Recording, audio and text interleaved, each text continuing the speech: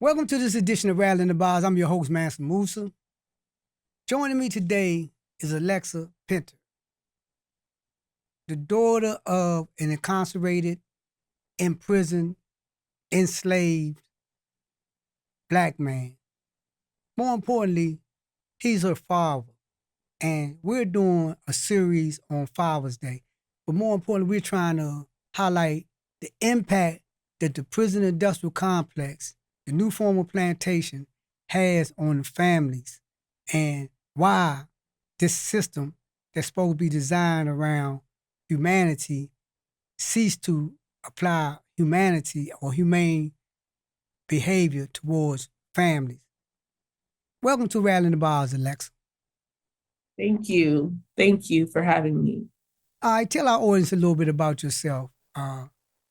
Absolutely. Yes. So as you said, my name is Alexia Pitter. I work for an organization called FAM, which is Family Against Mandatory Minimums. I'm a senior associate there of family outreach and storytelling. So I tell a lot of stories from the formerly incarcerated perspective, but then also people who are still incarcerated. And so I'm able to have that dialogue. My loved one, my best friend in the world is my father. He's been incarcerated since I was 3 years old. I'm now 27. And so I really grew up seeing my father in prison. I don't really know him outside of being behind bars. And that was very hard for me. I remember when I was around 3, 4 years old, and I went to visit my dad for the first time. And I wanted to just give him a hug, like any child does. I'm just rushing, right. And I'm like, Daddy. And the guards came over, the correctional officer, and said, no, you're not allowed to hug him. You're not allowed to touch me. You need to sit right there. And they were just watching us the whole time in the visiting room. And I remember trying to understand why I was here with my dad. Right, I'm 3, 4 years old, and I can't hug him and I can't touch him. And that's what I need so much in that moment, right? I need that love. And after a while, I was numb to it. If I was seeing my dad, the way I was able to process it was, well, this is just his home. This is where I see my dad. I'm not able to touch him. I'm not able to hug him, but this is his home and this is just our new norm. And then when I was about 15, 16, I went to see my dad, and I looked through the window as he's getting ready to go in the visiting room, and he has handcuffs and foot cuffs on and his head is down. And that truly changed my life and my perspective, because to me, my dad was my hero. You know, he's the one who taught me how to heal. You know, he's the one who taught me about Marcus Garvey and Malcolm X and all the amazing work of the civil rights movement and the Black Panther movement and everything that I really knew about my identity, where I came from, healing, mental health, and things like that came from him. But in this moment, he just seemed so small, and I just couldn't understand why he was in chains. And to process that was so hard for me. And I remember asking my mom, like, why is Daddy in chains? Why, you know, he would never do anything wrong. Why do they have him confined in this way? And she was just, this is the way it is, and this is just his lifestyle. And unfortunately, you know, this is where we are. And so that was the first time that I really acknowledged that this wasn't just a separate home from my dad. This was prison. And he couldn't leave when he wanted to. And I couldn't see him when I wanted to. And, you know, and that just opened more of a dialogue with us, because for a long time, I didn't ask my dad why he was in prison. That's right.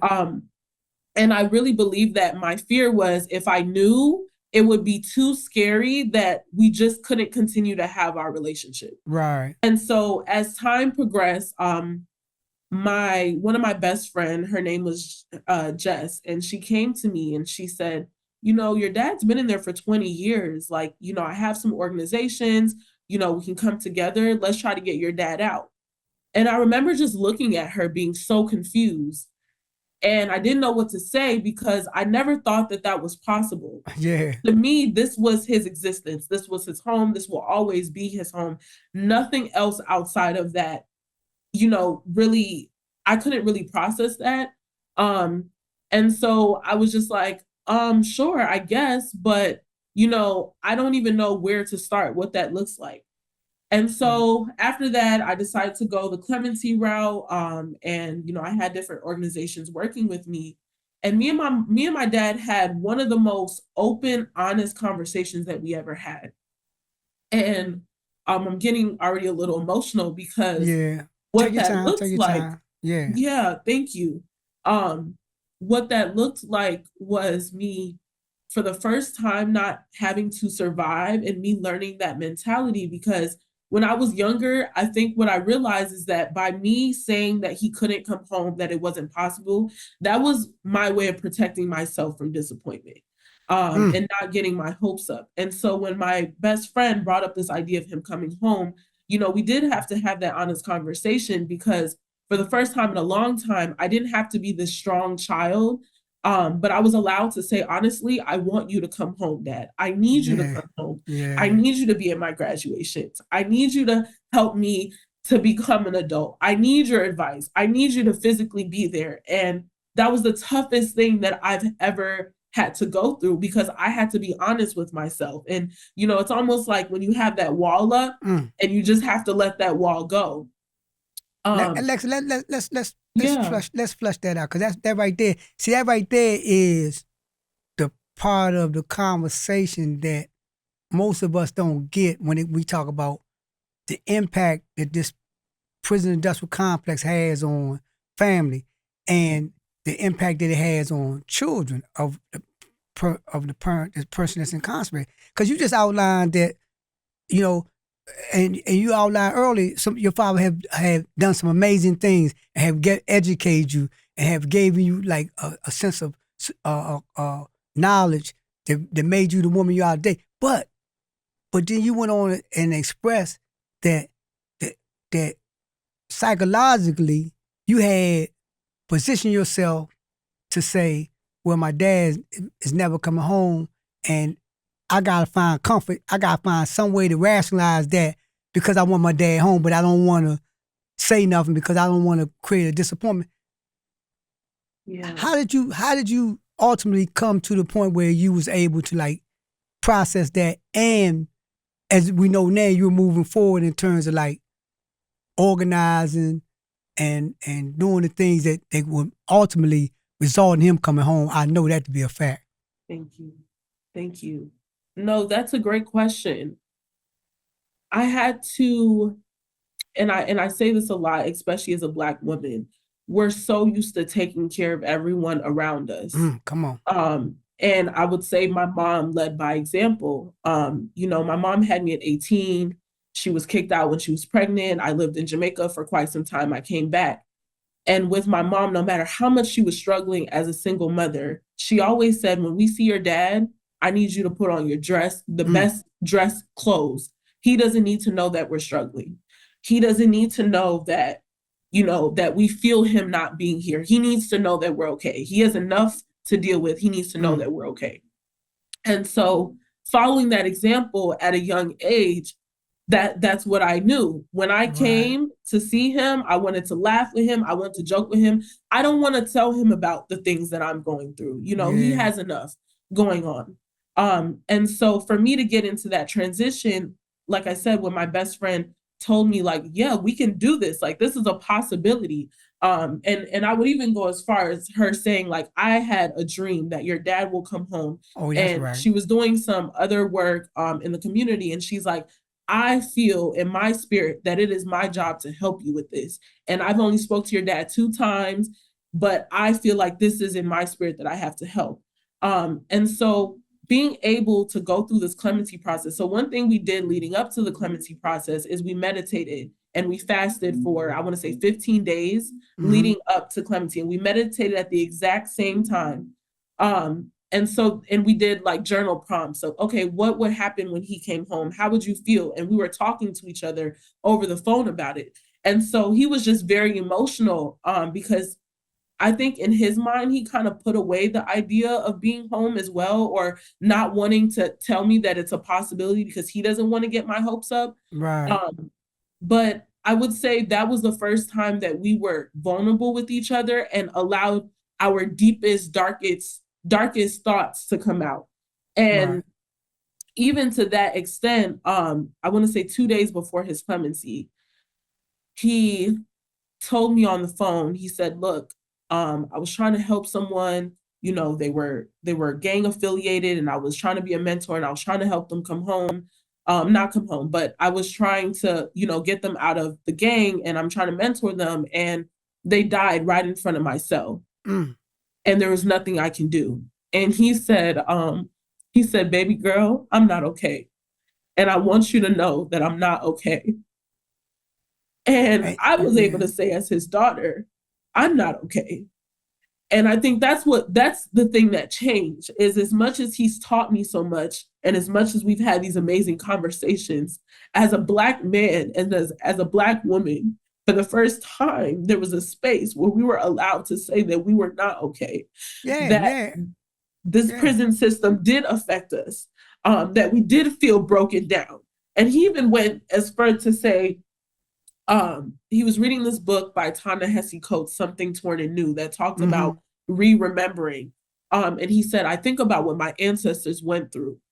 And it's hard to process, because although I don't know exactly what they went through, I know what it is to be chained. I know what it is to not have my freedom. I know what it is to feel so locked up in this body, and I can't breathe, and I'm suffocating. And so I think, to answer your question, that was that breaking point. We needed to be vulnerable, because in this life, and you know, we're taught that you can't be vulnerable, that you're vulnerable when you have time for it. You work, and then one day maybe you'll have time for that. And so I hope that answers your question. And now to answer my question, because I want to flush this out. One, I told you I did 48 years in prison. The whole entire time I was locked up, this was my prayer. I could die on the other side of the fence, on the other side of the wall, but I refuse to die in prison. I refuse. This what drove me. I refuse to. I don't care. Like, went on the other side of the prison, fell right out dead. As long as I didn't fall out dead on the side there, I was still held in captivity.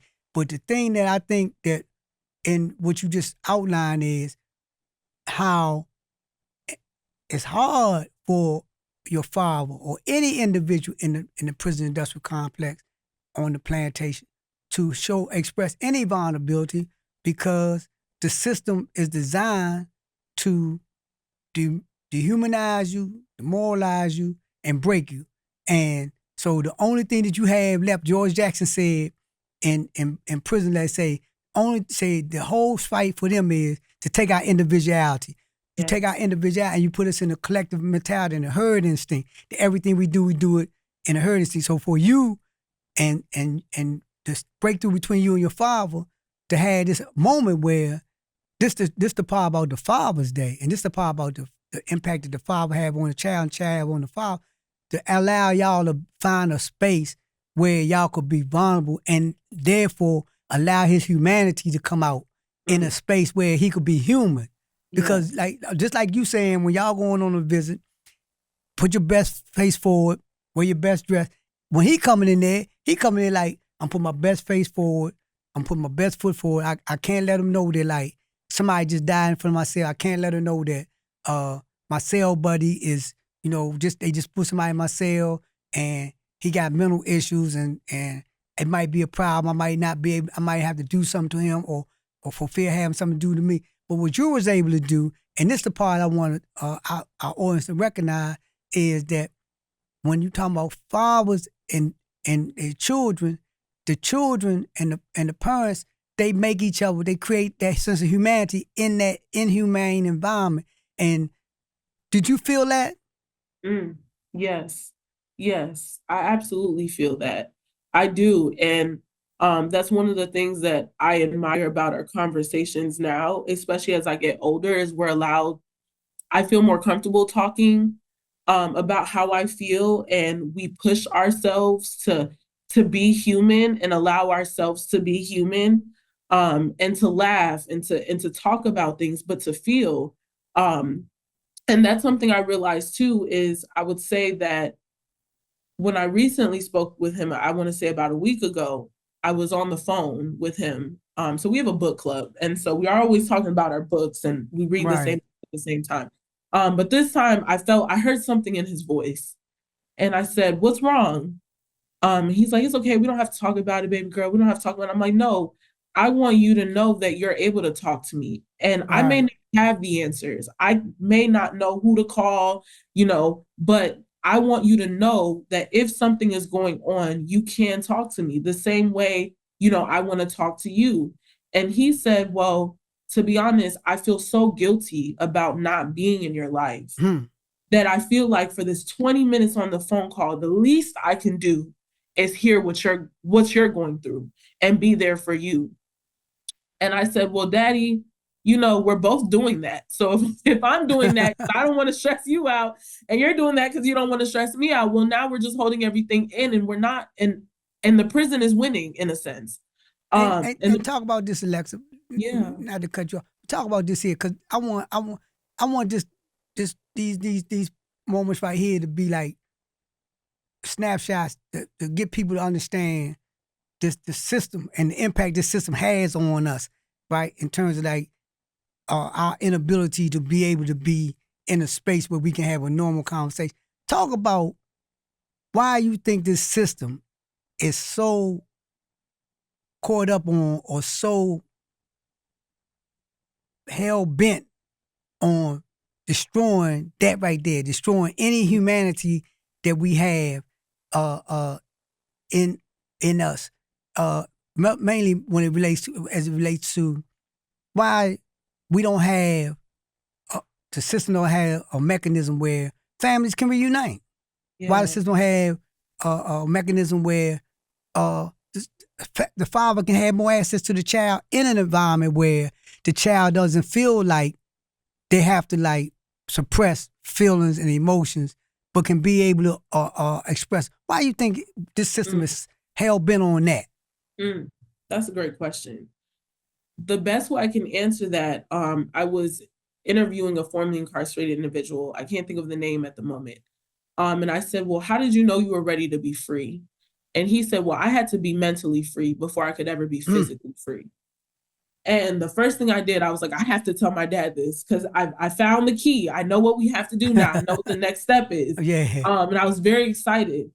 Um, and so with this prison system and the prison industrial complex, it's not just what they say, you do the crime, you do the time. Come on. It's a psychological thing. They want you to feel small.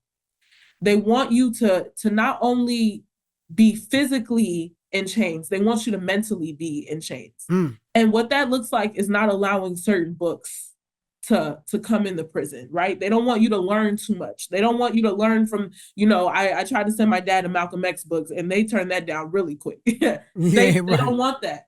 Um, the next thing is as a family, when you walk in, you're being searched. They're Yeah. touching you in places that's uncomfortable. The correctional officers won't even look at me, and especially because it's a rural town, I'm spending 3 hours to see him. Mm. That's about $100 in tolls, then paying for the vending machine. And so at this point, I'm mentally and psychologically thinking it is inconvenient to see my dad because Mm. I have to pay this much money, because I have to be searched, right? Because I have to make this long trip. And they're teaching him, well, you don't deserve to be loved. You don't deserve for someone to come to visit you. And if they do, it's going to be on a 2-hour time frame. You don't deserve to have these kind of discussions.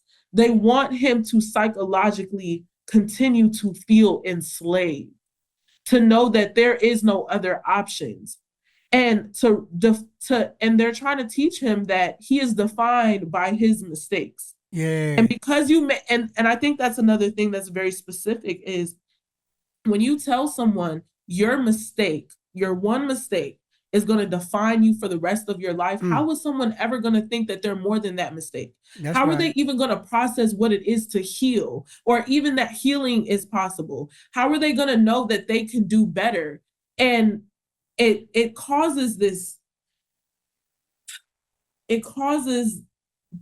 issue, this strong taking a minute to process, come on, it almost makes us engage in the self-hatred and the self-destruction. Yeah, And sense of hopelessness. it's hopelessness. And as long as you stay in that hopelessness, you'll never come home. You'll never see outside. You'll never think outside of this mental slavery. And that's why I told my dad, I said, right now, I don't know if Governor Pritzker is going to say you're coming home.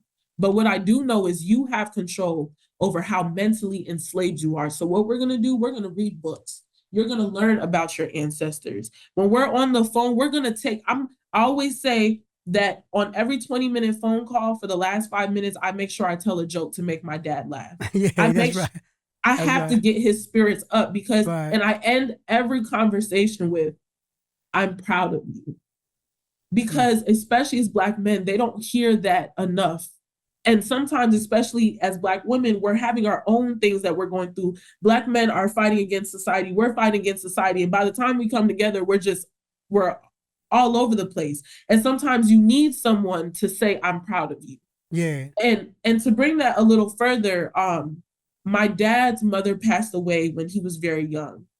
And he told me, he said, I feel like you're a reincarnation of my mother. And the reason I said that is because my mother was the only one that I felt believed in me. And here you go. I wasn't at the graduations. You know, I'm not there to physically walk you down the aisle when you get married, but yet you still show up for me. Yet you still answer the call. Yet you still say that you're proud of me.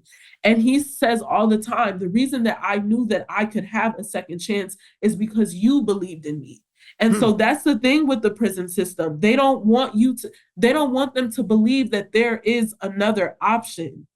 And it creates this deep, dark hole that brings you back to the 1800s, that brings you back to the 1700s, you know, because you do identify with your ancestors, because you know what it is to be enslaved, and you know what it is for you not to see family, and you know what it is for you not to be able to read. And that type of connection between your ancestral self and your enslaved self in 2024, that can create self-destruction. And that is what their purpose is. Let me ask you this here, because I know our audience probably are asking the same question, and it might be rhetorical for me.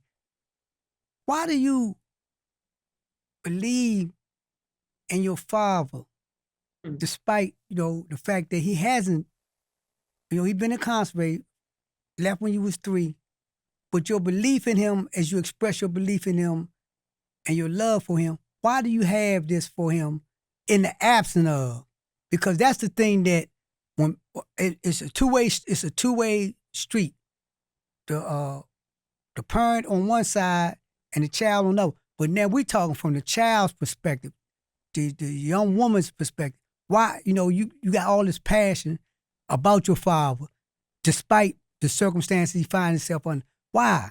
I mean, people want to know, like, you know, like somebody would probably be screaming right now, like, why was she, you know, this is just, it's a hopeless situation. You know, why she got this much respect and revere him so much in the face of all this that she has to go through to even spend a couple of hours with him.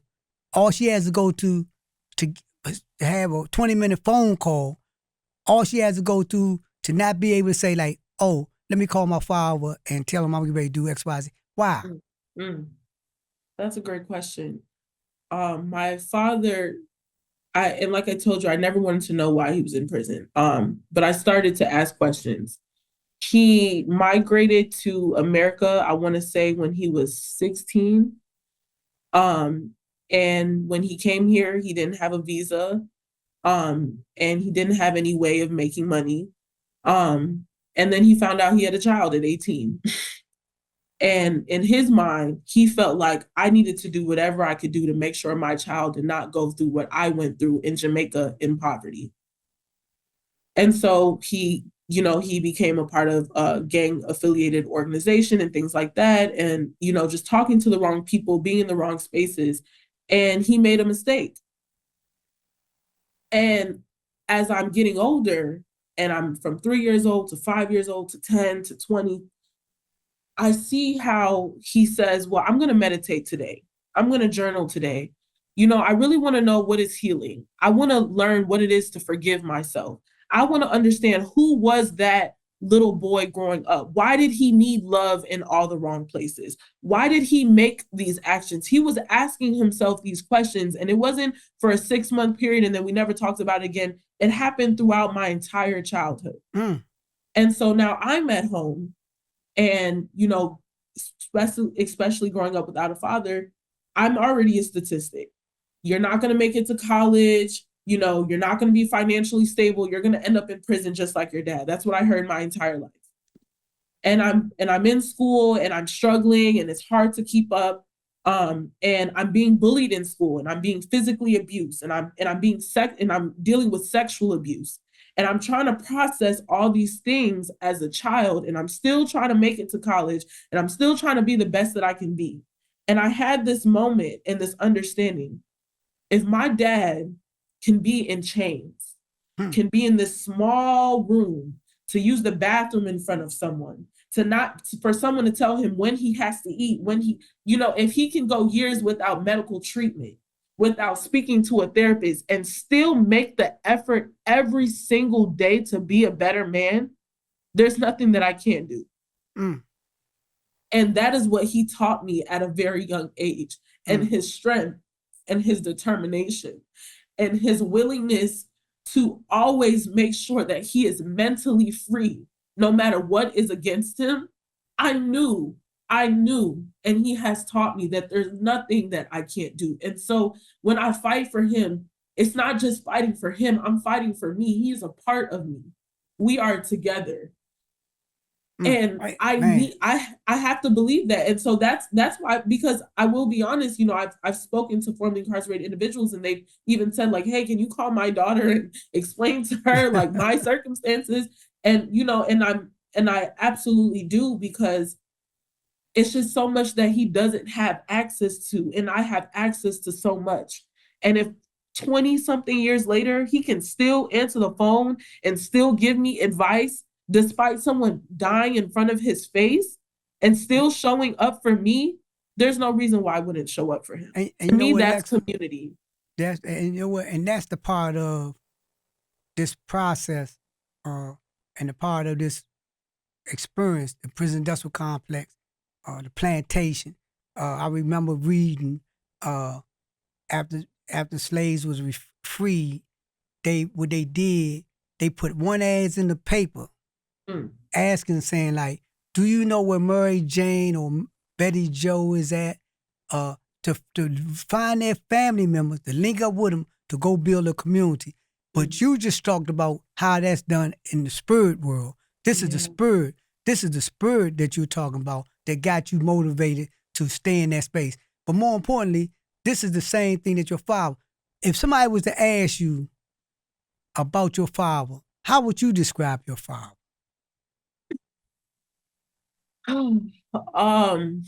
Where do I even start?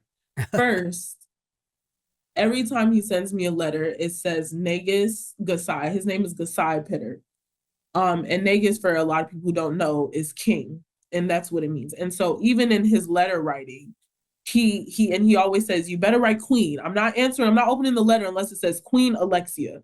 And so even in that way, he set the tone of what it is to step in a room and believe that you are enough and hold a crown on top and know that beyond, and that was the thing that he's taught me so much that really describes him. He never makes excuses. To this day, he still feels guilt about the crime that he made, and he still mourns the losses of the victims in that circumstance.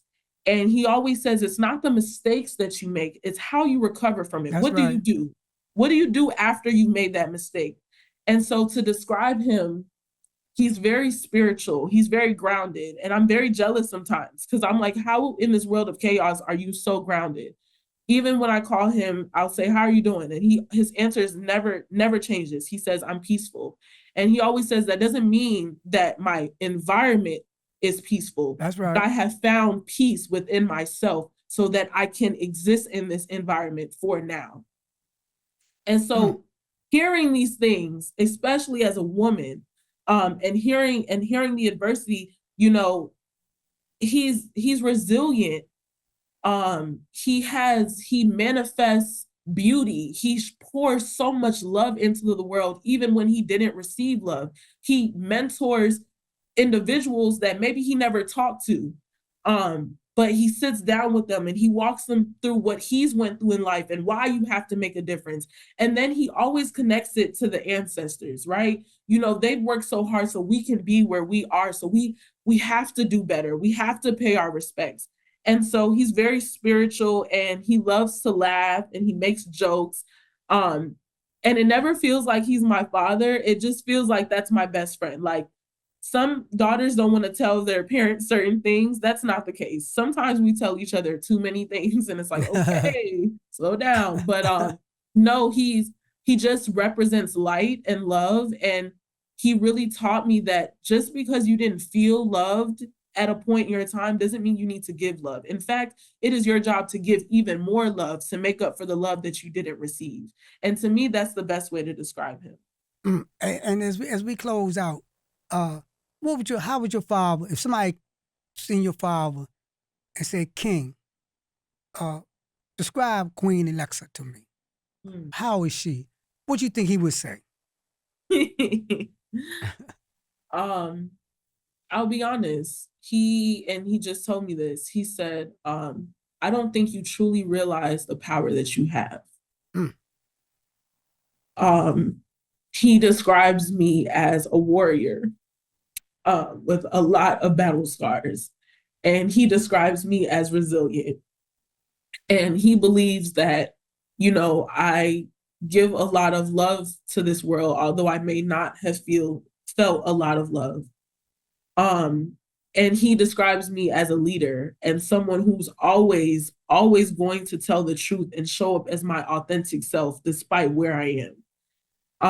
And a lover and a forgiver and a mentor. I love to mentor people, and I learned a lot from him.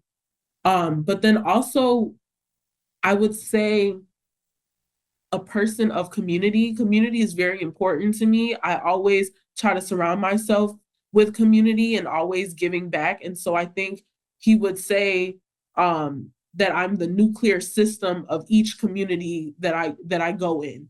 And I bring people back and I help ground others. And I think that's kind of the best way he would describe me. And let me ask you this: how can our audience and our viewers get in touch with you and talk about some? We know that you're doing the clemency. Y'all working on the clemency. How people can get involved with your effort to get your father free, or more importantly, any other work that you're doing. Thank you. That's a great question. We have a petition right now on change.org. If you just type in Gasi Pitter, GasiPitter, you can sign the petition. Also writing a letter to Governor Pritzker and saying that he does deserve to come home and, you know, he is a changed man and that he will have support when he comes home. So sending those letters are important. And then you can also email me at apitter@fam.org, FAMM.org. And share what you thought about today's podcast and just what you think in general about second chances. And those are probably the best ways that you can support us in our journey.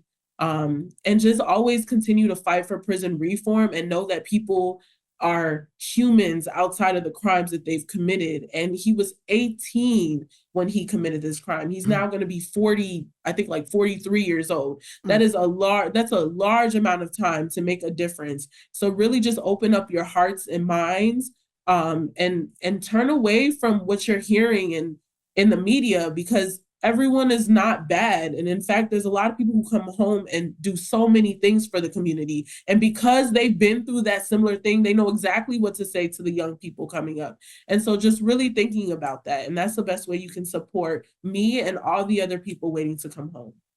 There you have it. Real news, Rattling the Bars. We just got finished talking to Queen Alexia. And I would like to offer this point of view. If someone was to ask her father, what did they think of her?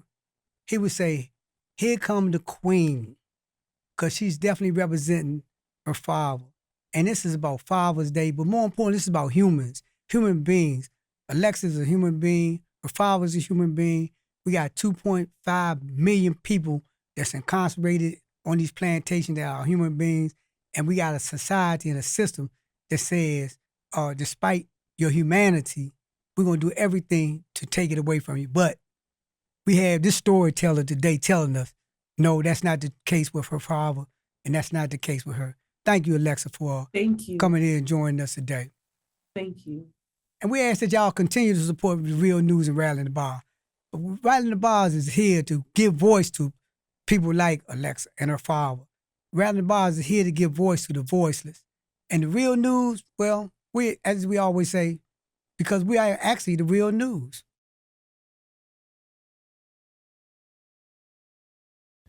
Thank you so much for watching the Real News Network, where we lift up the voices, stories, and struggles that you care about most. And we need your help to keep doing this work, so please tap your screen now, subscribe, and donate to the Real News Network. Solidarity forever.